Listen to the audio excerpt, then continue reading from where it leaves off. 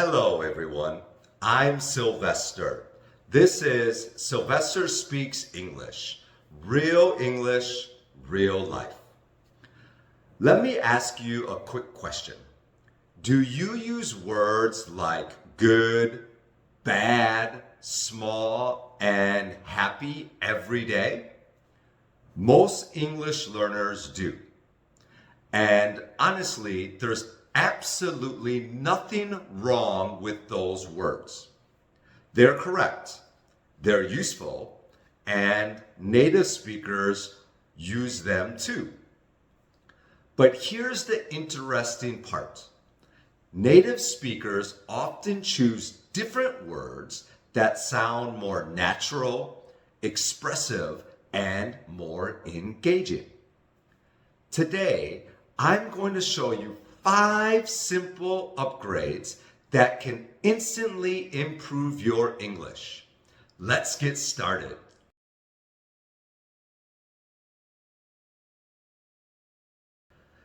Word number 1. Stop saying good. Instead, try saying great. Let's start with one of the most common words in English, the word good. Most learners use it constantly. How was your weekend? Good. How was the movie? Good. How was dinner? Good. Again, there's absolutely nothing wrong with that. But native speakers often prefer the word great. Why? Because great sounds warmer, more positive, and more enthusiastic. Imagine your friend asks, "How was your vacation?" You could say, "It was good." But many native speakers would naturally say, "It was great." Can you hear the difference? Good sounds polite. Great sounds excited. And people generally enjoy talking to enthusiastic people. Let's look at some examples. The movie was great. The food was great. I had a great time. That sounds much more natural in everyday conversation. Let's practice together. Great. The movie was great. I had a great time. Excellent.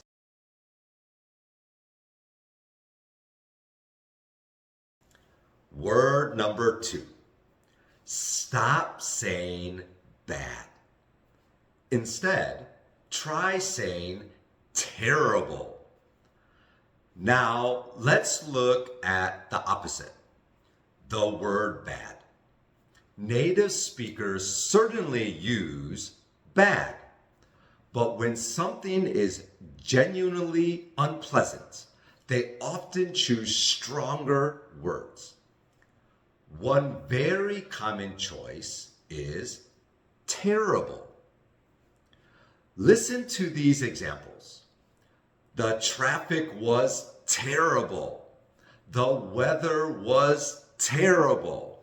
The service was terrible.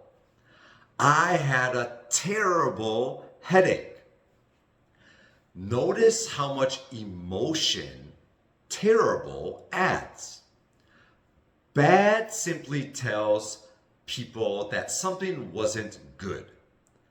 Terrible helps people understand exactly how unpleasant it was. Let's compare. The traffic was bad. The traffic was terrible. The second sentence paints a much stronger picture. Now, let's practice. Terrible. The traffic was terrible. The service was terrible. Excellent.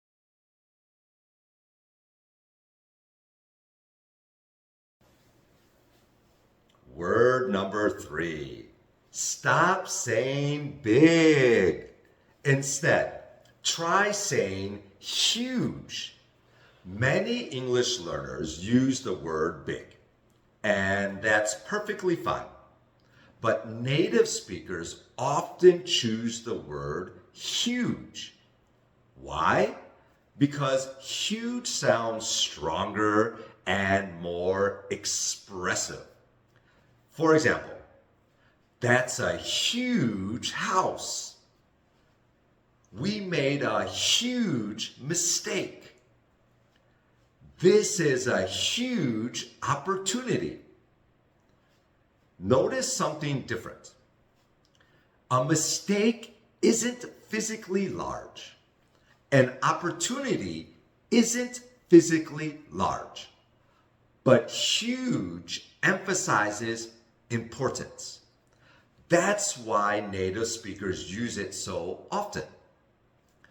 Imagine someone says, I have big news. That's okay. But native speakers often say, I have huge news. Huge sounds more exciting, more dramatic, and more natural. Let's practice. Huge. It's a huge opportunity. We made a huge mistake. Excellent.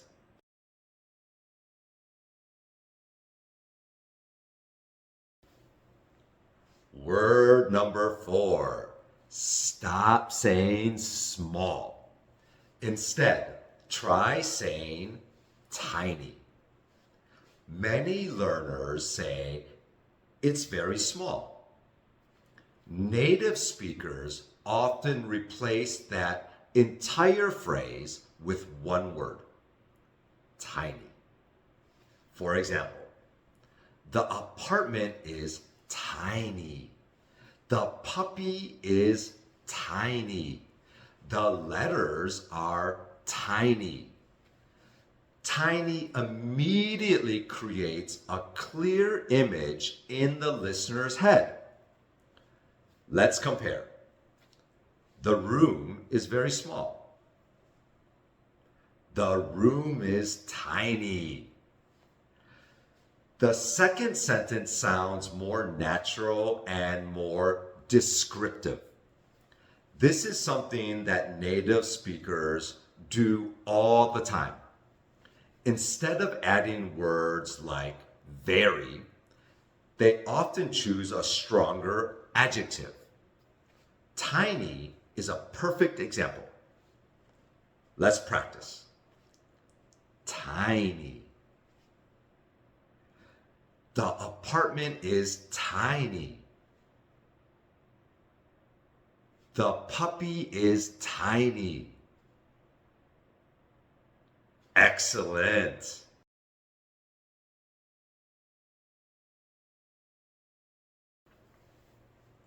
Word number 5. Stop saying happy.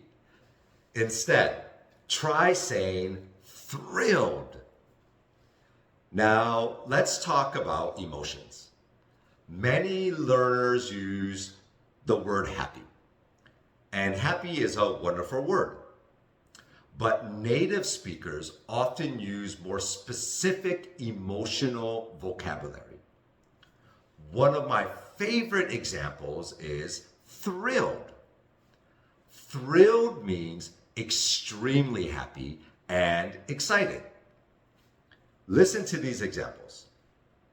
I'm thrilled to be here. We're thrilled about the news. My daughter was thrilled when she got the gift. Now imagine someone says to you, you got the job. You could say, I'm happy. But many native speakers would naturally say, I'm thrilled. Can you hear the difference? Happy is positive. Thrilled is energetic. Thrilled sounds more emotional and more natural. Let's practice. Thrilled. I'm thrilled. We're thrilled. She's thrilled. Fantastic. Let's quickly review today's 5 upgrades. Good becomes great. Bad becomes terrible. Big becomes huge. Small becomes tiny. Happy becomes thrilled. Try using one of these words this week. You don't need to change everything overnight. Small improvements can make a huge difference. And speaking of huge, we're only halfway through our list. In part 2, I'll show you 5 more words that native speakers use every day, including one word that can instantly make your English sound more professional. Which upgrade was your favorite? Leave a comment below. I'm Sylvester. This is Sylvester Speaks English, real English, real life. Thanks for watching, and I'll see you in part 2.